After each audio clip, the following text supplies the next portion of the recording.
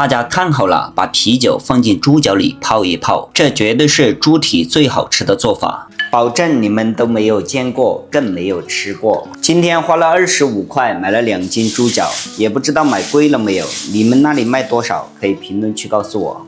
清洗干净之后，倒入大盆里面，加入1罐啤酒，给它浸泡20分钟。因为啤酒中的蛋白酶不仅能去腥，还能增香。这样做出来的猪蹄特别的嫩，家里老人没牙也能吃得动。然后再捞出来，放到锅里面焯一下水，加入葱姜料酒去腥，水开打去多余的血沫，然后捞出来用温水给它清洗干净。这一步千万别加冷水，因为冷水会让肉质收缩，久煮不烂。家人们，每天我在分享健康又好吃的家常菜，你就帮忙点个小红心吧，方便下次想吃不会做的时候，随时还可以找得到我。锅中油热，我们就把清洗干净的猪蹄下锅煸炒，开中火把表面炒到微微发黄的时候，放入姜蒜、八角、香叶、几个干辣椒、2勺生抽、1勺蚝油、半勺老抽、几粒冰糖、1勺黄豆酱。开中火炒到上色之后，再倒入提前泡好的黄豆和1小瓶啤酒，去腥增香，